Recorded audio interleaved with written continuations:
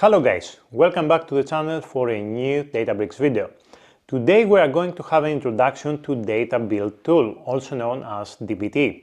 DBT is a development framework for data engineers to transform, test, document and deploy data pipelines and workflows to the target data warehouse. Essentially, it's an SQL transformation tool. It's not for ingestion, it's for transformation. We transform data directly to the cloud data warehouse by creating modular, testable, and documented code. Bear in mind that I'm new to DBT myself. However, from my experience, I really enjoy using DBT as it resembles an old SQL transformation tool that I used in the past when I worked with Oracle technologies. The feature I like the most is that we can easily apply and integrate many data quality checks. In this video, we are going to have an overview of DBT and how well it can integrate with Databricks. Let's get down to the nitty-gritty.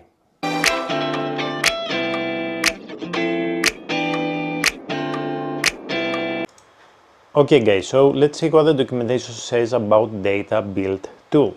DBT is the T in ELT or ETL. It doesn't extract or load data. It's about transforming data that is already loaded in your data warehouse. DBT is only function to take code, compile it to SQL and then run it against your database. So you already have data and this is an SQL transformation tool. DBT is essentially a compiler and a runner. At the most basic level, DBT has two components, a compiler and a runner. Users write DBT code in the text editor of choice and then invoke DBT from the command line. DBT compiles all the code into raw SQL and executes that code against your data warehouse. Here we have a quick start for DBT and Databricks. You would need a Databricks workspace, probably using the free edition. You can load sample data or use the sample datasets that we have in Databricks. Then we have to configure DBT to connect to your Databricks account and then run a query and turn it into a model, which is a model is basically a select statement, and then you add tests to your models, you document your models, and then you can schedule a job to run. Here we have a guidance of how you can implement all these steps using DBT Cloud. For now, we are going to use only VSCode and DBT Core and the integrator DBT Databricks, the connector to Databricks, and we will do all the job from VSCode. Here is a list of commands for DBT. We have DBT build, clean, clone, docs, compile, debug, depths for dependencies, the environment, DBT init, all these commands here that you can use.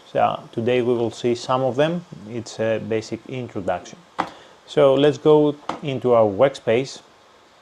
I have a Databricks account in the community edition, and here we have the SQL editor. Actually, we need the compute here and go into our serverless starter warehouse.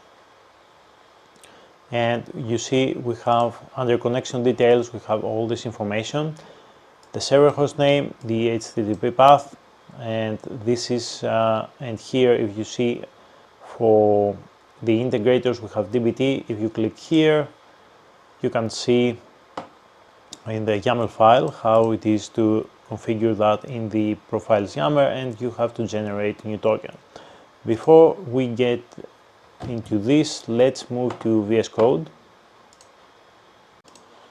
Here in our VS Code, let's create a virtual environment. So let's do that, Python -m, venv, and then let's activate this virtual environment so we can install the dependencies that we want to install DBT in VS Code.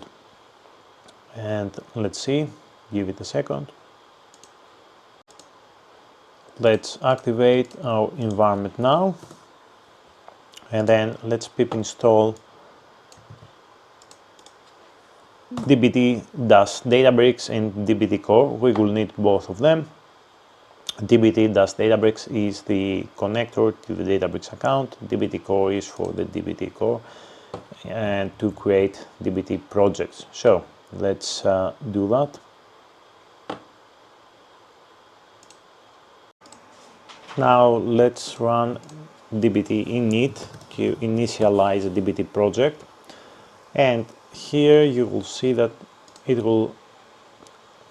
we need to create a profile.yaml where we have this profile to connect to Databricks with all the details of Databricks, and that's the point. So let's wait. Provide a name for your DBT project, so let's call it demo, and then which database would you like to use? Databricks, and then it will ask you for the host.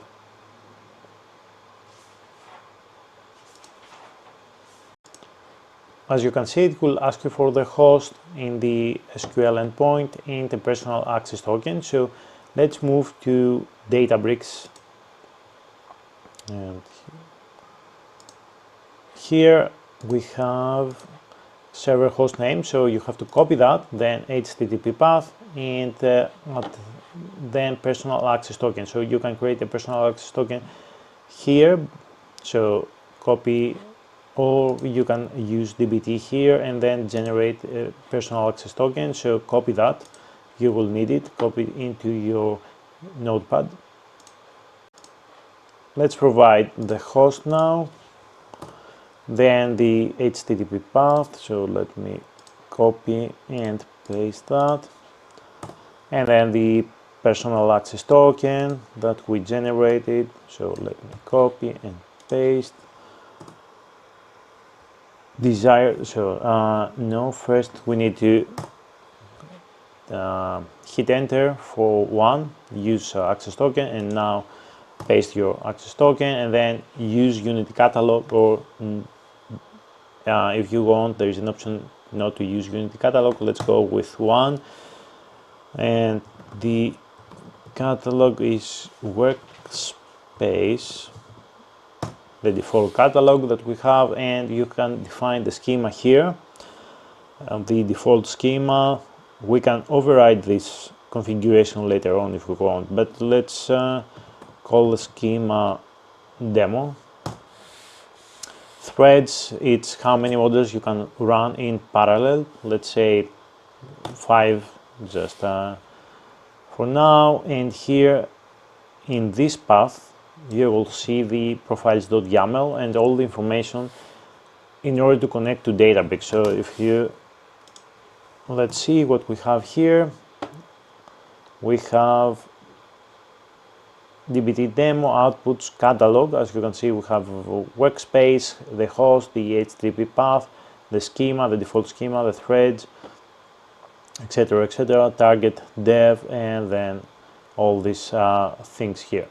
So we have the profiles.yaml. Let's switch to CD to the project now, and here you can see the project. We have the tests, the snapshots, the seeds, the models, and the macros. Add your DBT project into the VS Code workspace, so add folder to workspace and then select your DBT folder and open it like that. And now, as you can see, we have underneath demo, we have the macros, we have analysis, models, the seeds, the snapshots, and the tests. The most important part here is the DBT underscore project, where we have all the configuration of your DBT project. As you can see here, it has comments of what everything is. We have the name, the version, the profile, the paths for the models, the analysis paths, the seeds paths, all these things. And at the bottom, as you can see in the models, and we have the demo, which is the project name. We have example, which is underneath models. By default, when you initialize DBT, it provides you some sample models and schemas. So for this folder here, underneath models, we have 2 models, and everything underneath this folder will be created as a view in the target catalog when we run the project. So here in the models, first of all, as you can see, using 2 curly brackets here, and you close that, and then you can add your config that will override the configuration that you have here in the DBT YAML. So this is a generic one, so everything, if you don't specify inside the model whether it's a view or a table, then by default it will be a view. But then you can configure it for this model specifically. We want a table, so you can configure it here. We have you can use curly brackets for that, and here we have a CTE, so a with close statement with source data. We provide some sample data, and then we select from source here. That's the first model. So this one will create a table in the target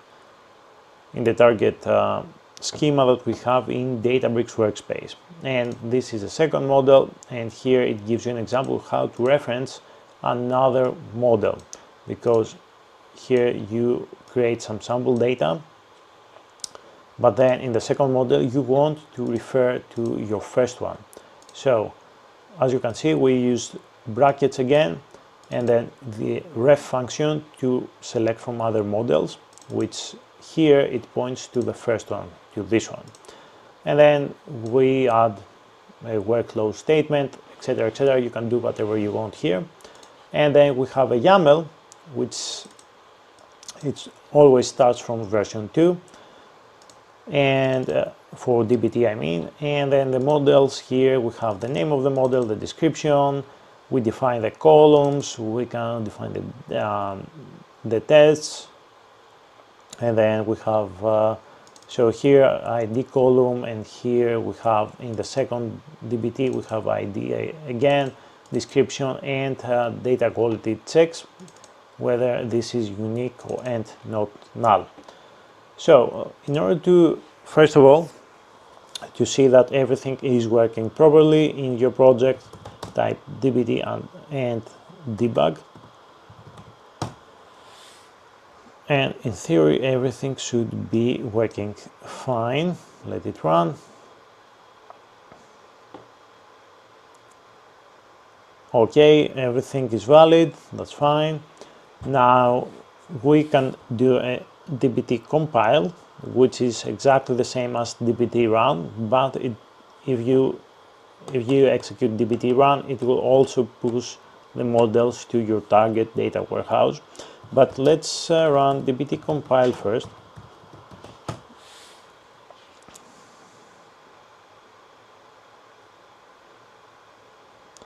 dbt compile, it will compile your SQL code, and here it will create a target folder with the compile code, right? And here, as you can see, it has the compiled code. This is the compiled select SQL statement, and this will override configuration. Yeah, exactly. So, and here as well, so this is the compiled code. Remember, this is the second dbt model that we select everything from the first model. So this is being translated when you compile the code to this one. So it replaces, you know, the catalog, the schema, and it points to the second dbt model. And this is how it will be pushed when we run dbt, the dbt run command. So let me run this, and it will push the models and execute them in Databricks workspace. So let's move to our Databricks workspace. So here, if we expand workspace and actually refresh, you will see a demo catalog with your a demo schema with your models. This is the first model. You can see the sample data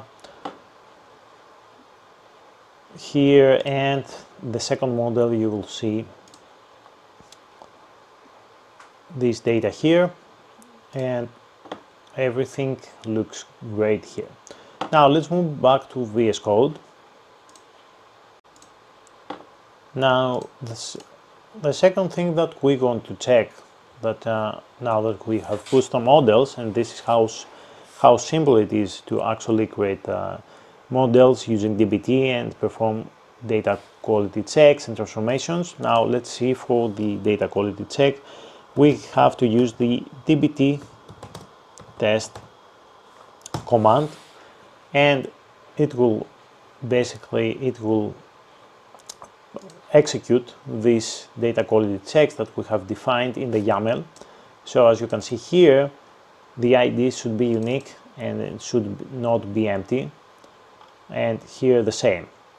And yeah, so this is the test that was run and passed, and this is the test that was failed, because remember, in the first here we select one and we also select null, so we have a record which is null, and in the schema, in the ID column, we have a data quality check which is not null.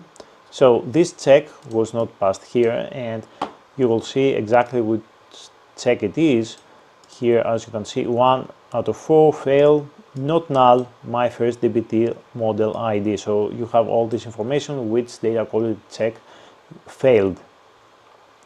And this is now if we remove this data quality check here and then just rerun this command,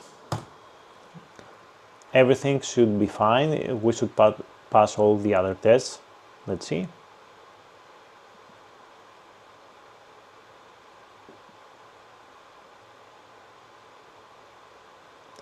Yes, as you can see now that we removed this data quality check of not null, everything ran fine. So this is how simple it is to run data quality checks using DBT. And if you go into the target, here underneath tests, I think if we, not here, in the compiled code, yeah, you can see underneath schema, you can see all the data quality checks when we compiled, and this is the compiled code, right? Select, count, group by, etc., etc.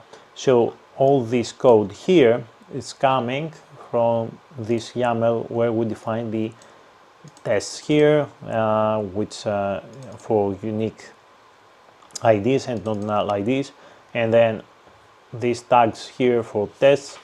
Then when the code is compiled, it creates SQL statements where it it checks whether ID is not null and we have unique numbers, etc., etc.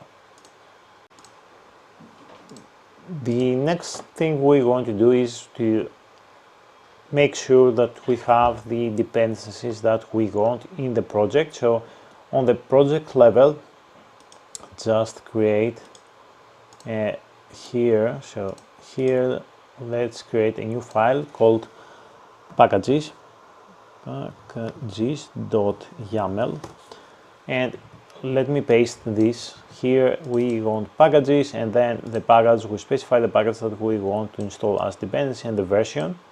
And how can we install this dependency? We use the DBT deps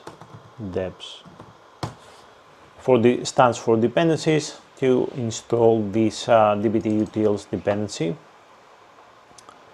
And here, as you can see, it's installing DBT labs, all these things here. So we have the package log here. You can see everything, and yep, we installed DBT utils. And this is how you can install dependencies, you need to create a packages.yaml file on the project level, as you can see underneath DBT project on the same level, and then you specify the packages, use the DBT deps command, and you install the packages. If you scroll up, you will see a folder named dbt_packages, and here the dbt_utils package and all this, everything that contains this package here. Now let's, here in the example folder, let's remove this, let's delete these models, and this one, and this one, the YAML file, we don't need that right now. Let's create something from scratch, so new file here called source.yaml, for example, and then let me paste this code. And as you can see, we have version 2 for YAML, and then we have sources. We are going to use the samples database and the bakehouse schema, and from that schema we are going to select those two tables: sales customer, we provide the description, and sales transaction. We can see this sample data in our Databricks workspace. Let me move there. So here, if you go expand samples, then you will see this bakehouse schema with all these tables. So we are selecting the sales customers table and the sales transaction as sources. So we are pointing to these two tables as a source, right? And let's move back to VS Code. So now let's create our first model. We need a new SQL file. Let's call it model1.sql, and here we are going, let me paste this code. Here we specify the config that we want. For example, materialized, we want it as a materialized view or as a table, because the default, remember, is coming from dbt_project, and here we have materialized as a view. Now we can change that, for example, as a table. The default configuration would be as a table. Now we have it as view, so everything we create will be a view unless we specified it here in the model itself. Here we specified it as table, and then we select with source CTE as select from the source, which is, so here we open brackets, double brackets, source, bakehouse, and sales customer. So source is here in the YAML, so in the sources we have defined that, and then here we select the source, and then we select the columns that we want from this table. Now we can create a second model, so let me create a second SQL file. You will see model2.sql. Let me paste that here. For example, it can be view or materialized view, and so you can see the difference. Of course, if we, let's say, we remove the configuration from here, and it will be created as a view, since we in the dbt_project we have the default as view. And here let's point to custom sales transactions.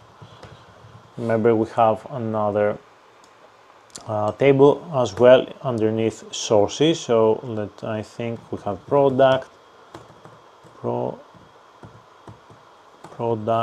and what else we have in sales transaction, quantity, I think.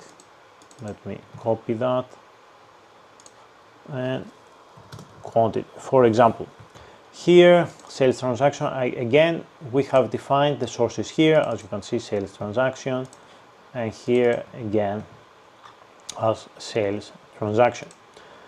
Now, if we can run this, if we use DBT run, it will run the model. So save everything, save here, and then DBT run, and it should run these create two new models in the target data warehouse. One would be a table and one would be a view. So let's see the results in Databricks workspace. Let's refresh in order to see the two new models, and here workspace, expand the demo schema, and here, as you can see, one is a table and one is a view, right? You can see the definition as we have defined it in our model, and you will see the data. And for model 1, you can see this is a table, not a view, and you can also see the data here, right? And as you can see, it also infers the data types. Here is an integer, here is a string, etc., etc. So it's very convenient and very clever. Now let's create a YAML file for the first model. So let's create a new file called model1.yaml. You can name it however you like. Let me paste some code here to explain that. So this, again, version 2, and underneath models we have the name of the model, so which model we are referring to. Here would be model 1, which is this one, sales customers, that we select these columns here, and then we provide the description. You can provide it here, or you can create docs, and then you can, I will show you how you can customize your description and make it more generic. And then underneath tests we have not null, unique, is even, no, let me remove that. And here we have relationships to, we refer to model 2 based on the customer ID. We have first name, again, this is the test, the built-in tests that we have out of the box from DBT. Not null, unique, and for genders we have accepted values arguments, and here values male or female. So you have 4 built-in checks provided by DBT out of the box, for one for not nulls, one for uniqueness, one for referential integrity, and the last one is the accepted values of a column. Let's see the documentation, what the documentation says about it. So you adding data tests to a project helps validate that your models are working correctly. You create a new YAML file named schema.yaml. Okay, that's not very strict. You can name it as however you like. You can create one YAML file and define the schemas for all your models, or you can create different YAML files for each model. It depends how you want to structure your project. And here there are 4 out of the box DBT checks: uniqueness, not null, accepted values, and relationships, referential integrity. You can write your own custom schema data tests. You can use DBT utils package. You can use DBT expectations. There are many testing packages that we will see in a different video. So if you want to run, the command to run DBT tests are DBT is DBT tests. But if you want to select only one model to run the tests, or if you want DBT run and run only specific model, you have to use -s, which stands for select. So if it's s or select, it's the same thing. So -s, and then you type the name of the model. For example, that's model 1. So you can run this command here, and let's see if everything runs fine. I think we will have some errors. We run all those checks, data quality checks here, and some of them failed. Let's see which ones failed. So referential integrity, yes, because if we check these two tables, we don't have matching customer IDs for these two tables. So let's remove this data quality check as it's not true. And then for the first name, we can add, for example, the uniqueness. There are several first names, so we have duplicates. So this data quality check also, we flagged which that this test didn't pass. Uniqueness for first name, uniqueness for last name. Yep, as you can see here. Yep. And if we rerun this, now it should pass all the tests. But it's pretty easy to see that which tests didn't pass, and you can remove or add more tests or check. Apparently that's the purpose, to check your data and see that everything is valid. Now let's add this data quality check back in, and remember, if we run this now, one data quality check will fail, and we can define whether it's a failure or if it is a warning, and we can define that here. Let's say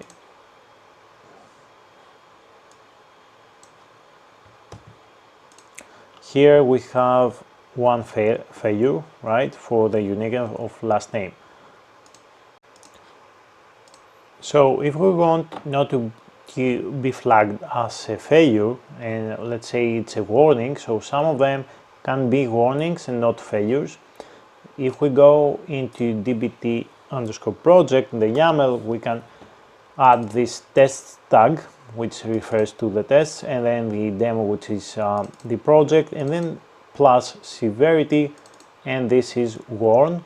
So it will give you a warning. So if you save that, plus means for everything new that we create, the severity will be a warning. So let's rerun this same command, and you will see it will give you a warning and not an error. And of course, let's wait for it to finish.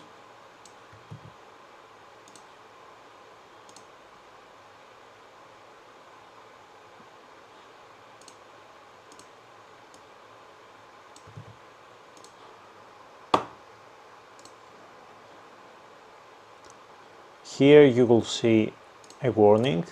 Yeah, now this is a warning, it's not a failure, so it's not a pass, but it's not a failure either. And whatever, you can override this, the default, as we said, whatever we have in the DBT_project YAML, it can be overridden in your model. So for example, here, this can be a warning or an error. Let's provide error here, but in the model, in the configs, for this specific model only, we can define the severity on model level, and this will be a warning again. So let's save everything, and again, the default now is an error in the DBT_project, but for this model, it will be a warning. Let's verify that again.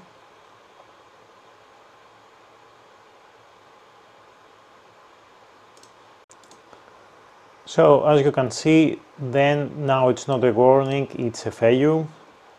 And again, the main thing to understand here is whatever we have, configuration we have in the DBT_project, which is the generic one for everything, then it can be overridden in the model specifically.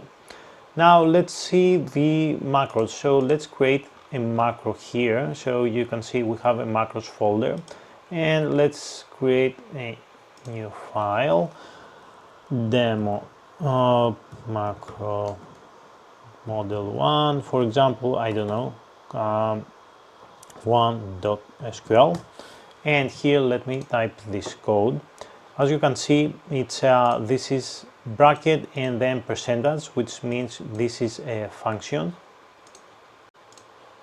So we have this function here called demo_macro. Macro is the keyword, and then here at the bottom, as you can see, when we end the macro, we have end macro, and then the name of the macro of the function basically is demo_macro, and then we provide the column name. And here double brackets means we use it as a variable. The column name here that we are passing in the function, and rename it as macro_column. And we can use this macro, so let's save that and let's go back to our model. So add this macro function here and call it for the last_name column. And here we have again double brackets. Remember, this is for replacing end variables, and here we call the function demo_macro and we provide the column name that we want. So let's save that as well.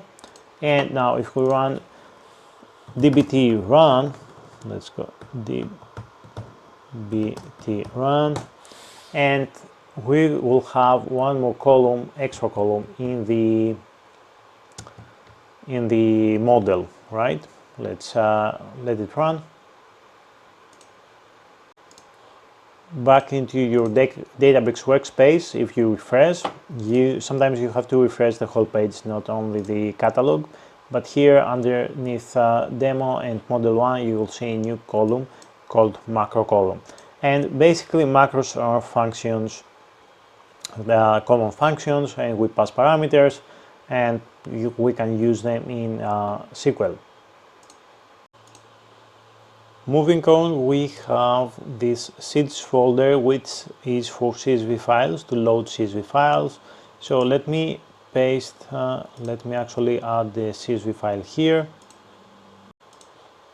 Okay, so we have this CSV file, simple data, and how can you load this CSV file into your target data warehouse? The command is dbt seeds, and this will upload the data into your target data warehouse. dbt seed.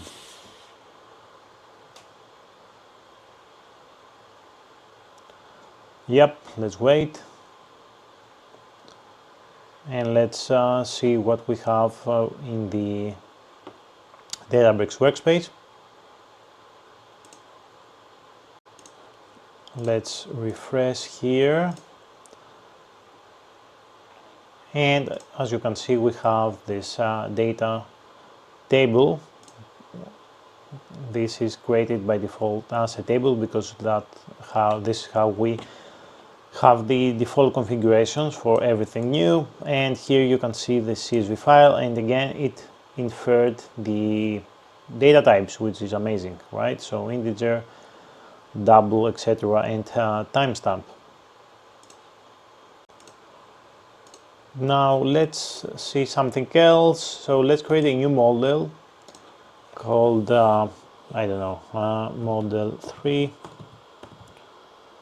3.sql, and here I just want to show you, actually let me paste this code, the syntax. So here we can, for example, set variables and then use them using SQL, replace variables, etc., etc. It's pretty nifty if you want, something more dynamic. And here, just to say the syntax here, remember this is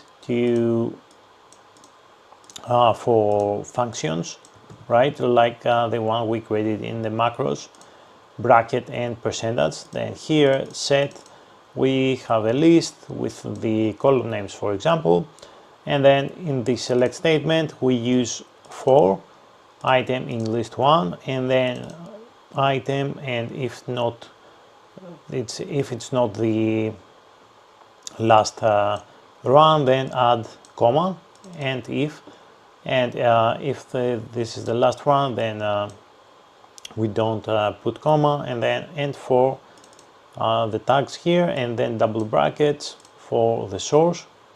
And also here there is another, for syntax we have this, let me do that, yeah, and this is for multi-line comment, which is not compiled in the SQL. It's not, because it's not like that. For example, if you use this will be compiled, right? Now if we run this, so let's this is model 3, so let's use DBT run here, and it will select. Now when we will see the compiled code, you will see a select statement for gender, select from gender, customer ID, first name, from this source. So this is how you can use set, you can use for, if statements, etc, etc. Very convenient as well. So yep, model 3 was created. So before we check the model in Databricks workspace, let's move to target, and here under compiled you will see here, as you can see, first of all, this is select statement, select gender, customer ID, first name, simple select statement from this source, and remember double dash, this will be compiled, it's like, you know, SQL code, but the bracket and then hash symbol that we added up here, this is multi-line comment, and it's not being compiled into the code. Now we can move to Databricks workspace to see the model 3. Yep, if you refresh, you will see model 3, and you will see the source, which is the query, right? This simple query. Again, you can see the comment here. Yeah, so that's it, and I wanted to show you how you can use for and if statements and make the code and the SQL queries more dynamically. Let's move to the document. So here underneath models, let's create a new folder called documents.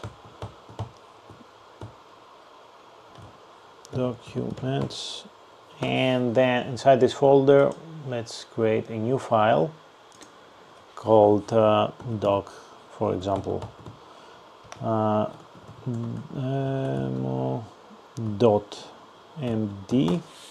and here let me paste this docs function. Here we open the bracket, percentage symbol for functions, we use the docs functions, and here the name of you know, this function that we want to have this static text here. You can write whatever you want, and then you have to close the docs here using end docs.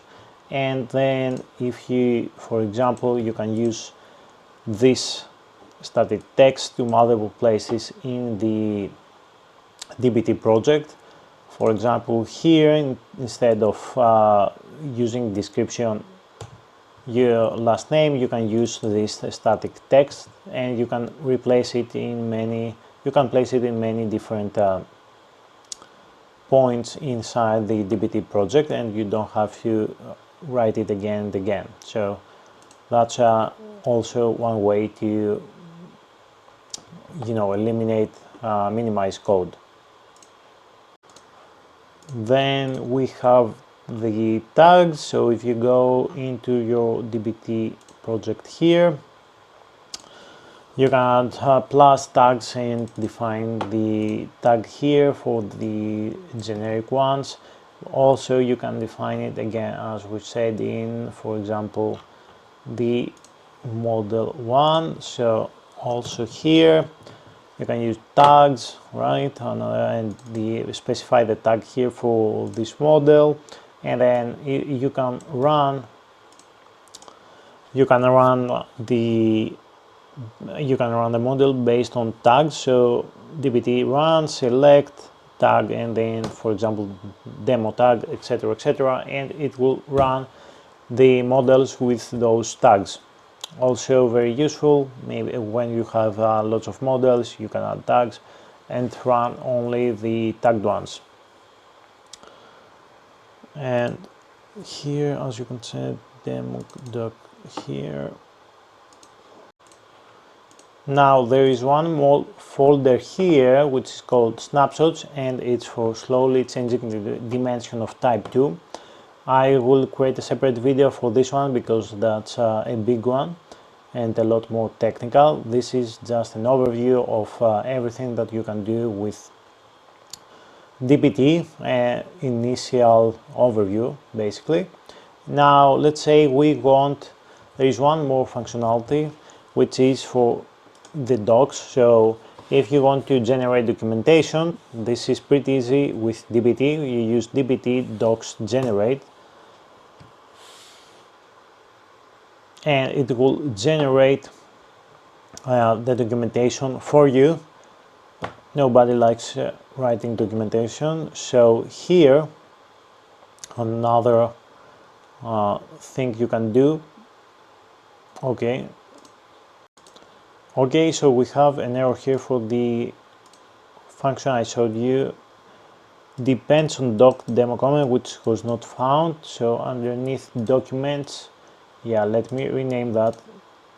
M stands for MD, that's a typo, so let's save that and let's rerun the DBT docs generate. So it will compile the code and it will create the documentation for you.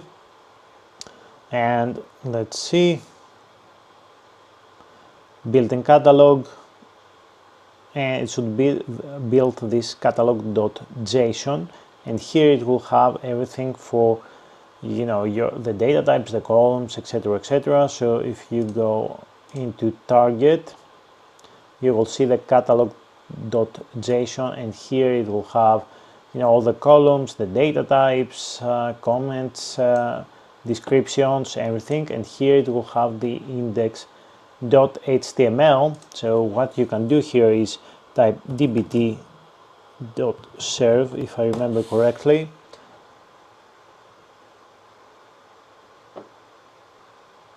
No, and what was the command?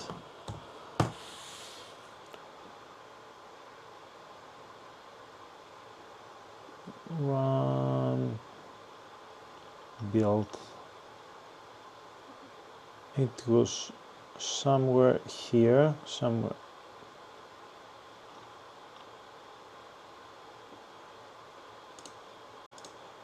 Oh yeah, I remember it now. It's DBT docs. I forgot. We are talking about documentation here. Serve. And let's see. So it will open up an HTML page with all the documentation in your local host. So let's see the local host. And here we have the documentation, everything about our project with one DBT command. It will open this HTML page, and it will, you know, you will see the sources, all the details, the descriptions, everything here. And then we have demo, our project with our models. And for example, model 1, remember, it gives you the relations, the columns, the data types, the descriptions. Remember, we used the doc function here.